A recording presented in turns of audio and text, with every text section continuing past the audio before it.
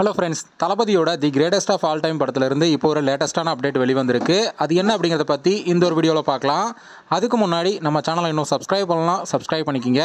வாங்க வீடியோக்குள்ளே போகலாம். The greatest of all time படத்தோட ஷூட்டிங் பார்த்தீங்கன்னா இப்போ சென்னையில் உள்ள பிரசாந்த் ஸ்டுடியோவில் நடந்துட்டு வரதா இப்போ ஒரு தகவல் வெளிவந்திருக்கு. ஆமாங்க, அங்கே ஒரு சாங்கை ஷூட் பண்ணிட்டு இருக்கிறதாகவும் ஏற்கனவே ஃபர்ஸ்ட் ஷெட்யூலில் சாங்கும் இந்த இடத்துல தான் ஷூட் பண்ணாங்க அப்படிங்கிற மாதிரியும் பார்த்தீங்கன்னா இப்போ ஒரு தகவல் வெளிவந்திருக்கு. இந்த சாங்கை கம்ப்ளீட் பண்ணி முடிச்சதுக்கப்புறம் பார்த்தீங்கன்னா இந்த மாதத்தோட இடையில கொச்சின் போகிறதுக்கு படக்குழு பிளான் பண்ணியிருக்காங்களாமா. அங்கே ஒரு கிரிக்கெட் ஸ்டேடியம்ல தளபதி விஜய் அவர்கள் யங் லுக்ல இருக்கிற போர்ஷனை தான் ஷூட் பண்ண போறாங்களாமா. அங்க ஒரு 15 நாள் ஷூட்டிங் நடக்கும் அப்படிங்கிற மாதிரியும் பாத்தீங்கன்னா தகவல் வெளிவந்திருக்கு. அடுத்ததா படக்குழு ரஷ்யா போய் அங்க ஒரு 20 டேஸ் பாத்தீங்கன்னா ஷூட்டிங் நடத்துவாங்க அப்படிங்கிற மாதிரியும், அதுக்கப்புறம் ஃபைனல் ஷெட்யூல துருக்கியில நடத்துவாங்க அப்படிங்கிற மாதிரியும் பாத்தீங்கன்னா தகவல் வெளிவந்திருக்கு. அதுக்கப்புறம் படத்தோட போஸ்ட் ப்ரொடக்ஷன் வேலையெல்லாம் ஸ்டார்ட் பண்ணிடுவாங்க.